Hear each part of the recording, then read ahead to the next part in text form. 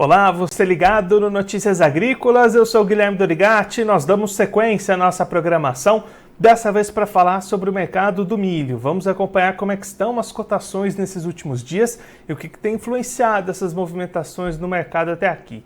E quem vai conversar com a gente sobre esse assunto é o Enilson Nogueira, ele que é analista da Celeris Consultoria, já está aqui conosco por vídeo. Então seja muito bem-vindo, Enilson, é sempre um prazer tê-lo aqui no Notícias Agrícolas. Muito obrigado, Guilherme. Boa tarde a todos que nos acompanham. Enilson, ontem, na quinta-feira, a gente teve um dia importante para divulgações de números, tanto aqui no Brasil como lá nos Estados Unidos. Vamos começar pelos números da Conab aqui no Brasil. Uma redução de 800 mil toneladas na safra de milho, manutenção da segunda safra em 96,2, mas uma redução para a primeira safra de 27,2 para 26,4. Como é que esses números estão se alinhando com o que vocês aí na consultoria estão observando? Guilherme, aos poucos, tanto as consultorias privadas quanto os órgãos de números aí, como a Conab, já começa a precificar e colocar em números a quebra, especialmente no Rio Grande do Sul. Isso vale para a soja, isso também vale para o milho. A gente tem uma quebra relativamente contida, né, um pouco menos de 1 milhão de toneladas, o que não teve um efeito muito grande nem lá fora, nem nos preços aqui dentro. Então a gente acaba começando o ano da mesma forma que terminou 2022, com preços ainda lateralizados. Quando a gente olha para a bolsa, seja para vencimentos mais próximos ou vencimentos mais longos, por exemplo, do segundo semestre de 2023, a saca de milho com referência a Campinas ali na casa dos R$90 por saca. Então, até então era algo esperado pelo mercado, essa redução pelos problemas no sul, mas ainda assim sem grandes movimentos ou oscilações nos preços aqui dentro do Brasil. E aí, Enilson, você comentou esses preços lateralizados, né? A gente tem visto essa movimentação ainda lenta nessas comercializações neste início de ano. Quando é que a gente deve ter um mercado mais agitado aqui no Brasil? Guilherme, sazonalmente, esses primeiros 4 meses do ano, eles são o que a gente chama de entre-safra, né? Por mais que a gente tenha uma colheita de verão, essa produção aqui do começo do ano não é suficiente, especialmente para esses 6 primeiros meses. Então, a gente acaba consumindo o resto de estoque do ano anterior e, consequentemente, os preços sobem nesse período. Então, sazonalmente, a gente pode até esperar algum aumento de preço a partir de março, abril, que é o que acontece em todos os anos. Mas, assim, a gente tem que lembrar, diferente do ano passado, até do ano anterior, que a gente teve problemas mais relevantes na safra de verão de milho, apesar desses ajustes no Rio Grande do Sul, Paraná tem vindo bem, Minas, Goiás, então outros estados relevantes na produção de verão devem ter produtividades dentro do normal. Então, ainda assim, a gente vê uma produção de verão, digamos com alguma frustração, mas ainda assim uma produção relevante, 25, 26 milhões de toneladas, o que acalma o mercado e deixa os preços relativamente tranquilos. E aí as exportações, Enilson, começando o ano ainda aquecidas, assim como no ano passado, deve ser a toada de 2023, essas exportações continuando a bater recordes? Com certeza. Pelo menos nesse começo de ano, que a gente tem certeza da oferta cheia do ano passado, da safra de inverno do ano passado, China fazendo novos navios, embarques de novos navios de milho brasileiro. Então, quando a gente olha setembro, outubro, de lá para cá, a gente foi sempre renovando o nosso recorde de exportação para esse mês, né? Então, não é estranho que janeiro e fevereiro a gente ainda tenha exportações ali por mês, em algo em torno de 3 milhões e meio, tanto em janeiro quanto em fevereiro, o que também ajuda nessa história de sustentar preços. E aqui é um ponto importante, né? Por mais que a gente fale de preços lateralizados, ou seja, não muda nem para cima nem para baixo, é justamente a exportação que tem dado essa sustentação de mercado. Por quê? Se a gente teve uma safra de inverno muito cheia e vai ter uma safra de verão dentro da normalidade, com algumas frustrações aqui e acolá, é justamente a exportação que diminui essa disponibilidade, esse excedente aqui no Brasil e que sustenta esses preços, que quando a gente olha historicamente são preços elevados, na casa de R$90 para a realidade paulista. E aí a gente terminou 2022 com recorde de exportações no ano, né? Eu sou mais de 42 milhões de toneladas. O que você está esperando para 2023? Pode bater esse recorde novamente? Guilherme, se a gente considerar que os produtores já estão organizando um aumento de área para a safra 22-23, área de milho inverno, se a gente tiver produtividades dentro da normalidade, ali entre 100 e 105 sacas por hectare, é bem provável que a gente chegue lá em julho, agosto desse ano, de 2023, com uma safra de inverno até acima do que a Conab está prevendo, né?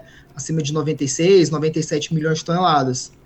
Tendo essa disponibilidade de milho no segundo semestre desse ano, hoje o número das séries aponta algo em torno de 49 a 50 milhões de toneladas de exportação para o ciclo 22-23. Ou seja, é provável, se de fato a gente tiver essa oferta recorde na safrinha desse ano, que a gente renove esse recorde de exportação no segundo semestre de 2023.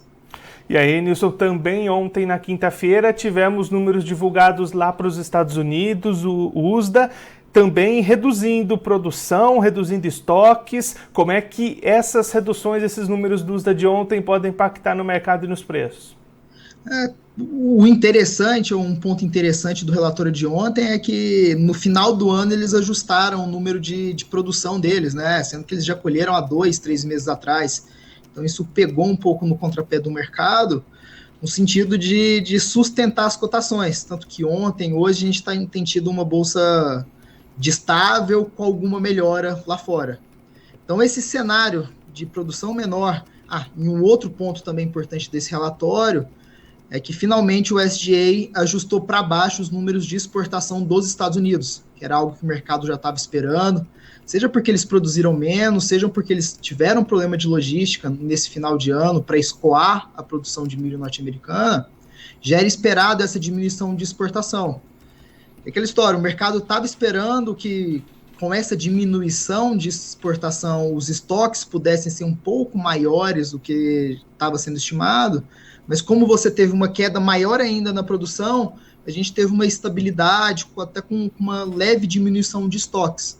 Então isso acaba sustentando, mas assim, sem grandes efeitos, né? Mas acaba sustentando os preços lá fora também. E aí, Nilson, nesse cenário que a gente comentou, né, de preços lateralizados tanto aqui no Brasil quanto lá na Bolsa de Chicago, o que o produtor brasileiro que está ali iniciando o seu trabalho de colheita da soja, vai começar daqui a pouco o plantio da segunda safra de milho, tem que ter em mente? É o momento de buscar fechar alguma coisa? É melhor esperar um pouquinho? O que pode fazer esse produtor brasileiro por enquanto? Legal, Guilherme. O que a gente tem feito aqui de recomendação para o produtor, esse momento é um momento chave porque ele tem que ter a cabeça em 2 lugares diferentes, né? Um é de fato na lavoura, torcer para diminuir um pouco das chuvas aí em algumas áreas para o produtor conseguir colher e conseguir colher a soja e plantar um milho inverno dentro da janela considerada ideal. A gente já escuta isso especialmente em Mato Grosso, mas também tem algumas outras áreas em Goiás que já está em ponto de colheita, mas a chuva tem atrapalhado um pouco. Então esse é uma primeira recomendação. Nesse momento é hora de preocupar com o campo, com a lavoura, conseguir implementar bem a cultura de inverno, o milho inverno. E aí, quando a gente fala mercado, eu dividiria aqui a recomendação em 2 partes. Uma é para aqueles produtores que têm menos de 15%, 20% da safra futura, especialmente a safra de inverno futura, comercializado apenas. Eu acho que para esse produtor vale a pena aproveitar, por mais que os preços estejam lateralizados, até um pouco mais baixos do que foram na safra passada, mas é o momento do produtor fechar preço médio. Agora, para aquele produtor que já vendeu de 25%, mais de 25%, 30% da safra, aí sim eu acho que ele está numa posição mais confortável, porque ele fechou a preços melhores, e de fato ele vai ter o tempo e a cabeça direcionada para a produção, para a lavoura, para o campo nesse momento. Nilson, muito obrigado pela sua participação, por ajudar a gente a entender um pouco melhor esse momento do mercado, essas repercussões dos números da Conab e do USDA. Se você quiser deixar mais algum recado ou destacar mais algum ponto que você acha importante para quem está acompanhando a gente, pode ficar à vontade. Claro, obrigado, Guilherme, obrigado a todos que nos escutam. Um ponto importante, a Argentina está tendo problemas sérios de safra por lá também, né? Já teve cortes relevantes essa semana.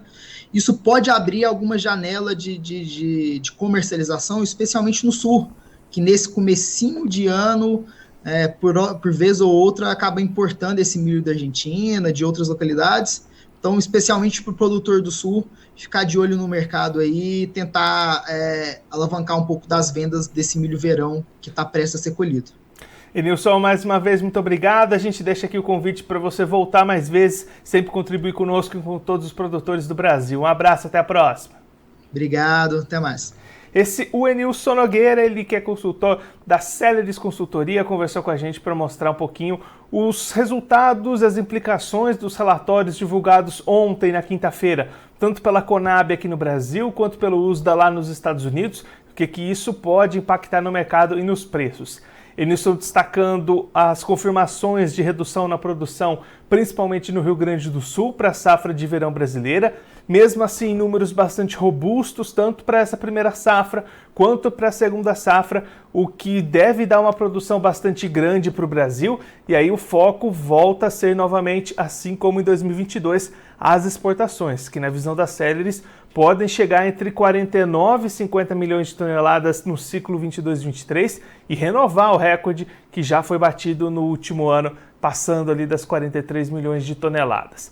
Já olhando para o USDA, o Enilson também destacando as reduções nas estimativas de produção e principalmente de exportação dos Estados Unidos, e mesmo exportando menos, estoques sendo reduzidos, o que mostra o tamanho das perdas apresentadas na safra dos Estados Unidos nessa última temporada. Diante desse cenário todo, Enilson recomendando para o produtor brasileiro, aquele que vendeu pouco volume dessa próxima segunda safra, ali entre 15% e 20%, é um bom momento para participar do mercado, para aproveitar preços que, embora lateralizados e até um pouquinho menores do que os do ano passado, ainda remuneram e podem garantir bons preços médios para os produtores brasileiros. Já quem já vendeu um pouquinho mais, avançou mais na comercialização, ali mais de 25%, de 30%, aí esse produtor já está um pouquinho mais confortável e consegue segurar um pouco mais essa comercialização para momentos futuros, para olhar como é que vai se movimentar o mercado daqui para frente. Agora, antes da gente encerrar, vamos ver como é que estão as cotações do milho neste momento nas bolsas. Você vai acompanhar os números aí na tela para você ver com a gente. Milho lá em Chicago, cotações em campo misto e pouco movimentadas, como o Enilson já tinha destacado aqui para a gente. Março 23 valendo $6,72 o bushel, alta de 1,25 pontos. Maio 23 também subindo 1,25 pontos e valendo $6,70 o bushel. Já o julho 23 cai 0,25 pontos, valendo $6,61 o bushel. E o setembro 23 tem estabilidade, com $6,13 o bushel. Agora a Bolsa Brasileira também preços lateralizados dentro daquela faixa que o Enilson destacou ao redor dos R$90 a saca. Contrato janeiro 23, que vence aí nos próximos dias, R$ 86,94 a saca, queda de 0,67%. Março 23, R$ 92,18 a saca, queda de 0,35%. Maio 23, R$ 91,68 a saca, queda de 0,35%. E o julho 23 valendo R$ 89,09 a saca, queda de 0,37%. Agora eu vou ficando por aqui, mas você aproveite para se inscrever no canal do Notícias Agrícolas no YouTube. Por lá você pode acompanhar os nossos vídeos, as nossas entrevistas. Também deixe o seu like, mande a sua pergunta, o seu comentário, interaja conosco e com a nossa programação. Você também pode clicar no sininho, assim você ativa as notificações e fica sabendo de todas as novidades do Notícias Agrícolas. Eu vou ficando por aqui, mas a nossa programação volta daqui a pouquinho, então continue ligado no Notícias Agrícolas.